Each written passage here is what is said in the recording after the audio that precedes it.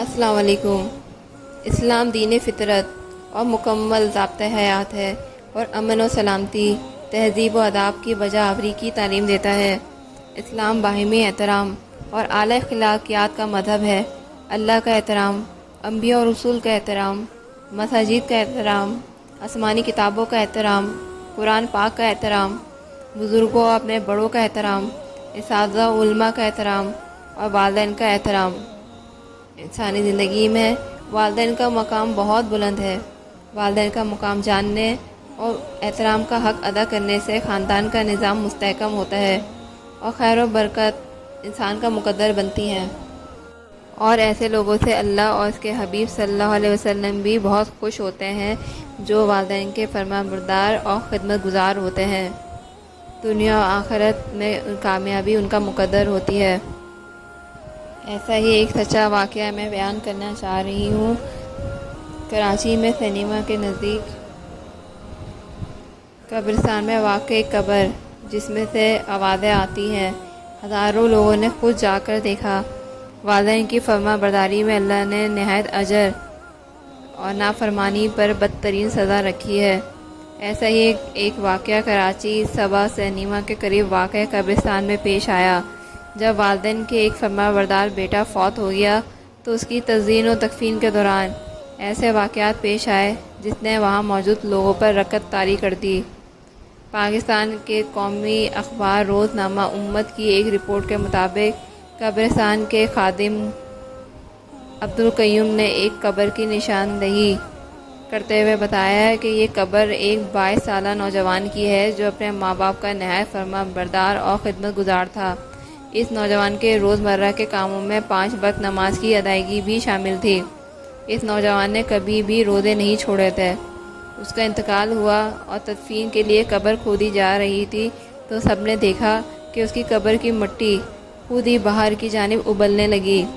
یہ منظر دیکھ کر وہاں موجود مولوی صاحب نے کہا کہ قبر بھی اس نوجوان کا شدت سے انتظار کر رہی تھی۔ نوجوان کی قبر جلدی بناؤ، جس کے بعد لوگوں نے اپنے ہاتھوں کی مدد سے نہایت ہی آسانی سے وہ قبر بنا لی۔ اس کام میں بمشکل 10 سے 15 منٹ کا وقت لگا، جس کے بعد اس نوجوان کی تدفین کر دی گئی۔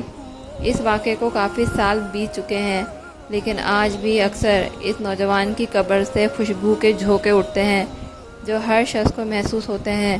اس کے علاوہ اس قبر سے اکثر اذان اور تلاوت قرآن پاک کی آواز بھی بلند محسوس ہوتی ہے، جو کچھ دیر بعد برقرار رہ کر معدوم ہو جاتی ہے۔ اب میں والدین کا مقام قرآن و سنت کی روشنی میں بیان کرنے جا رہی ہوں۔ ہمارے نبی رحمت للعالمین صلی اللہ علیہ وسلم اللہ تعالیٰ کی طرف سے انسانیت کے لیے ہدایت لے کر دنیا میں تشریف لائے، جو اللہ کی توحید اور ایمان کی دعوت سے معمور ہے۔ جو لوگ آپ کی اس دعوت کو قبول کر لیتے ہیں ان کو آپ زندگی گزارنے کے لیے نصیحت کرتے ہیں۔ آپ کی ان ہدایات کو 2 حصوں میں تقسیم کیا جا سکتا ہے۔ ایک وہ جن کا تعلق بندے پر اللہ تعالیٰ کے حقوق سے ہے، دوسرا حصہ آپ کی تعلیم کا وہ ہے جس کا تعلق حقوق العباد سے ہے۔ حقوق العباد میں سب سے اہم معاملہ والدین کا مقام پہچاننے اور حقوق کی ادائیگی کا ہے۔ حضور صلی اللہ علیہ وسلم نے اپنی تعلیمات میں اسے جزء ایمان قرار دیا۔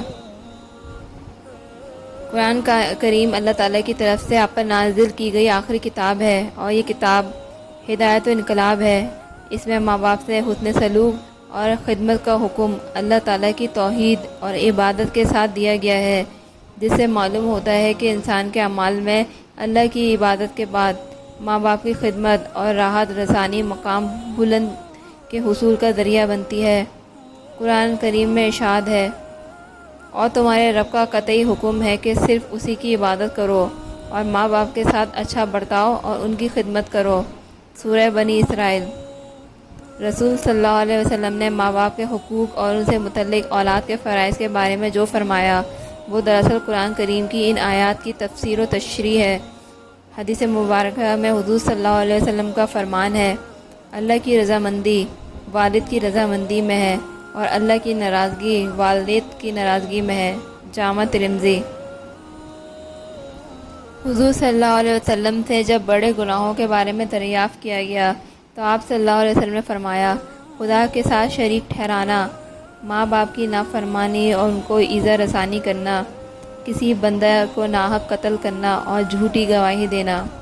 بخاری شریف۔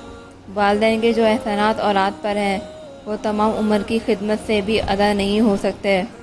والدین نے پرورش کی، مشقتیں اٹھائیں، وہ سب معروف اور معلوم ہے۔ اس کے باوجود اگر کوئی تنگ دل شخص والدین کے حقوق ادا نہیں کرتا اور انہیں دکھ دیتا ہے تو وہ در حقیقت ایمان کی حقیقی دولت سے محروم ہے۔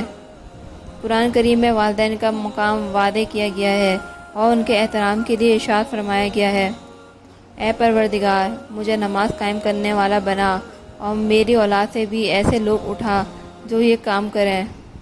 پروردگار میری دعا قبول کر۔ پروردگار مجھے اور میرے والدین کو اور سب ایمان لانے والوں کو اس دن معاف کر دیجئے جب حساب قائم ہوگا۔ سورہ ابراہیم آیت نمبر 41۔ اسی طرح قرآن کریم میں یہ بھی وعدہ ارشاد ہے، ہم نے انسان کو ہدایت کی ہے کہ اپنے والدین کے ساتھ نیک سلوک کرے، لیکن اگر وہ تجھ پر زور ڈالیں کہ تو میرے ساتھ کسی ایسے کو شریک ٹھہرائے جسے تو میرے شریک کی حیثیت سے نہیں جانتا، ان کی اطاعت نہ کر۔ سورۃ العنکبوت آیت نمبر 8۔ ایمان اور کفر کے درمیان امتیاز کرنے والی سب سے نمایاں ممتاز چیز نماز ہے، اور یہ حضرت ابراہیم کی عاجزانہ دعا کا نتیجہ ہے جس میں انہوں نے اپنی اور اپنی اولاد کے لیے نماز کی پابندی کی دعا کی۔ نماز کی ادائیگی اللہ سے ڈرنے، عاجزی اختیار کرنے والوں کے لیے آسانی اور کبر و غرور میں مبتلا افراد کے لیے زندگی نہایت مشکل اور دشوار ہے۔ اپنے والدین نیز تمام مومن و مسلمین کے حق میں دعائے مغفرت کی دعا حضرت نوح علیہ السلام سے لے کر حضور صلی اللہ علیہ وسلم تک انبیاء اور اہل ایمان کرتے چلے آئے ہیں۔ اللہ پر ایمان اور عمل صالح کی تلقین اور ماں باپ کے ساتھ حسن سلوک کا حکم دیا گیا ہے۔ باپ محنت و مشقت اٹھاتا ہے اور کمائی کرتا ہے، والدہ مشقت پر مشقت اٹھا کر اپنا آرام اور سکون قربان کر کے اپنے بچوں کی پرورش کرتی ہے۔ یہ بھی واضح کر دیا گیا ہے کہ والدین کے کہنے پر اللہ کے ساتھ شریک کرنا کسی صورت جائز نہیں۔ صرف شرک ہی نہیں، اللہ اور اس کے رسول کی کوئی بھی نافرمانی ماں باپ یا کسی مخلوق کے کہنے پر جائز نہیں۔ حضرت علی اور حضرت ابن عمر سے روایت ہے کہ حضور صلی اللہ علیہ وسلم نے فرمایا، اللہ کی نافرمانی میں کسی کی کوئی اطاعت نہیں۔ سننا اور ماننا ہر مسلمان پر فرض ہے۔ ان احکامات میں سے خواہ اسے پسند ہو خواہ ناپسند، جب تک اسے اللہ کی نافرمانی کا حکم نہ دیا جائے، اطاعت واجب ہے۔ جب اللہ کے احکامات کی نافرمانی کا حکم دیا جائے تو اسے نہ سننا جائز ہے اور نہ ماننا۔ ماں باپ کو تنگ کرنے اور ستانے کی سزا دنیا میں ہی مل جاتی ہے۔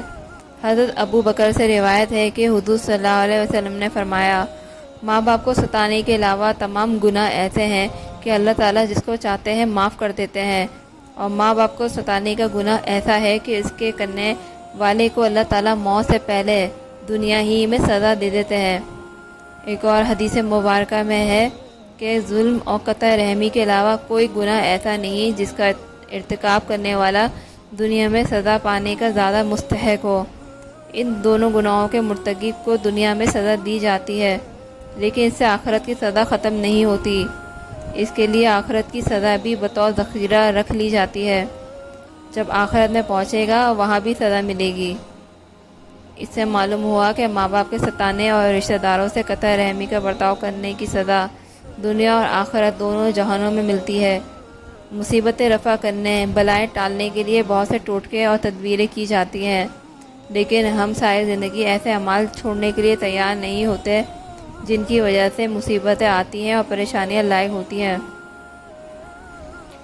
قرآن کریم میں ارشاد ہے کہ جس شخص نے اپنے والدین سے کہا کہ اف تنگ کر دیا تم نے، کیا تم مجھے یہ خوف دلاتے ہو کہ مرنے کے بعد سے قبر سے نکالا جاؤں گا؟ حالانکہ مجھ سے پہلے بہت سی نسلیں گزر چکی ہیں، ان میں سے کوئی اٹھ کر نہیں آیا۔ باپ اللہ کی دہائی دے کر کہتے ہیں، ارے بد نصیب مان جا، اللہ کا وعدہ سچا ہے، مگر وہ کہتا ہے کہ یہ سب اگلے وقتوں کی فرسودہ کہانیاں ہیں۔ سورۃ الاحقاف آیت 17۔ قرآن کریم کے اس حکم کے تحت اولاد کی ذمہ داری ہے کہ وہ جائزہ لے کہ میری ذمہ داری کیا ہے۔ اگر ماں باپ اپنی ذمہ داریاں پوری نہیں کرتے ہیں تو وہ جانے اور ان کا رب لیکن اجتماعی زندگی کے لیے یہ بہت بڑی وصیت اور نصیحت ہے کہ ہر شخص اپنی ذمہ داری پوری کرے، یہ نہ دیکھے کہ دوسرے نے میرے ساتھ کیا کیا، اور اگر ہر مذہب کا پیروکار اور ہر چھوٹا بڑا اس پر عمل کرے تو اس کی زندگی سہولت اور آرام سے گزرتی ہے۔ سعادت مند آدمی اللہ کے حقوق بھی ادا کرتا ہے اور والدین کے حقوق بھی، اور اللہ تعالیٰ نے اسے جو نعمتیں دی ہیں ان کا بھی شکر ادا کرتا ہے، اور ان کے ساتھ ان نعمتوں کا بھی شکر بجا لاتا ہے جو اللہ کی طرف سے ان کے والدین کو عطا کی گئیں۔ والدین کے واسطے سے بھی اولادوں کو نعمتیں حاصل ہوتی ہیں، اور بہت سی نعمتیں والدین سے منتقل ہو کر اولاد کو ملتی ہیں۔ اہل ایمان کے لیے اللہ کا یہ حکم ہے کہ والدین کے ساتھ ایسی کوئی بات نہ ہو جس سے ان کو نفرت ہو اور وہ ناراض ہوتے ہوں، ان کی طبیعت پر گرا گزرے، یعنی کوئی ایسی حرکت، کوئی کام، کوئی فعل جو والدین کو ناپسند ہو وہ نہ کرو۔ والدین کے ساتھ حسن سلوک کا بار بار تذکرہ آیا ہے۔ والدین کا بڑا مقام ہے اور یہ مقام اللہ نے خود طے کر دیا ہے۔ والدین حسن سلوک، ادب و احترام کے سب سے زیادہ حقدار ہیں۔ حضرت ابو ہریرہ سے روایت ہے کہ ایک صحابی حضور صلی اللہ علیہ وسلم کی خدمت میں حاضر ہوئے اور عرض کیا، یا رسول اللہ، میرے اچھے سلوک کا سب سے زیادہ حقدار کون ہے؟ فرمایا تیری ماں۔ پھر پوچھا اس کے بعد کون؟ فرمایا کہ تیری ماں۔ پھر پوچھا اس کے بعد کون؟ آپ نے فرمایا تیری ماں۔ انہوں نے پھر پوچھا ماں کے بعد کون؟ آپ نے فرمایا کہ تیرا باپ۔ حضرت عبداللہ بن عمر میں بیان کرتے ہیں کہ ایک صحابی حضور صلی اللہ علیہ وسلم کی خدمت میں حاضر ہوئے اور آپ سے جہاد میں شرکت کی اجازت چاہی۔ آپ نے ان سے دریافت فرمایا، کیا تمہارے ماں باپ زندہ ہیں؟ انہوں نے کہا جی ہاں۔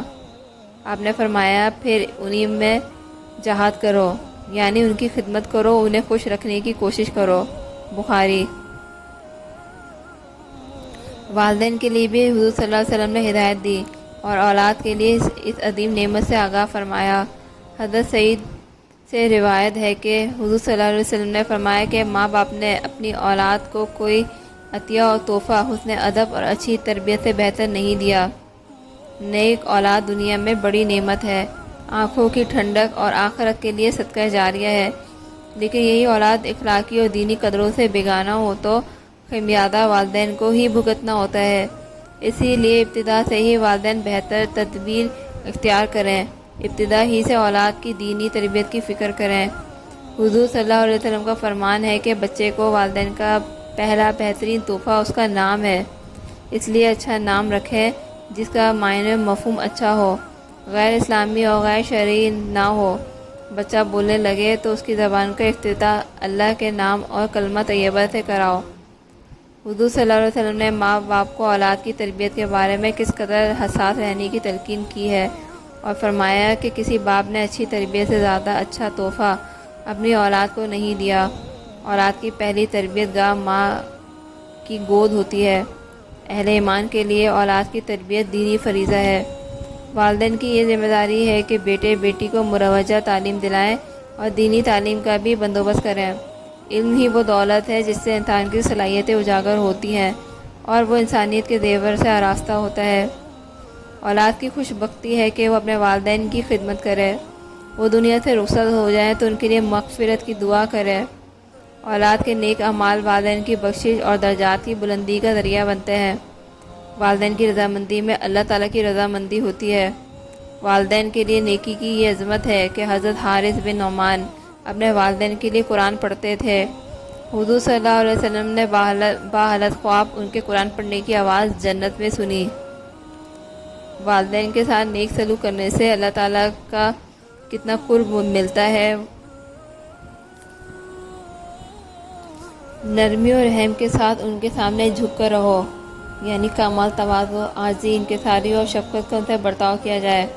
والدین کے لیے تواضع، شفقت فرض ہے، نہ ذرائع آر و ننگ۔ بعض نادان سمجھتے ہیں کہ والدین کو روٹی کپڑا دو تاکہ لوگ طعنے نہ دیں کہ فلاں اپنے والدین کا نافرمان ہے، ان کا خیال نہیں رکھتا، لیکن بعض اس آر و ننگ سے بچنے کے لیے والدین کی واجبی دیکھ بھال کرتے ہیں۔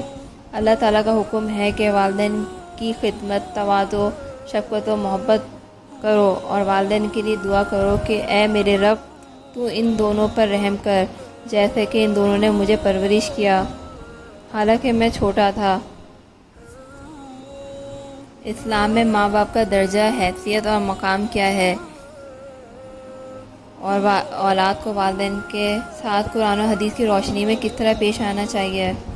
نیز رشتوں ناتوں کو ملانے کی تاکید کی گئی ہے اور ان کو توڑنے سے منع کیا گیا ہے، اور یہ سب رشتے محض والدین کے سبب معرض وجود میں آتے ہیں جن کے ساتھ اچھا تعلق، سلوک اور میل ملاپ رکھنے کا حکم دیا گیا ہے۔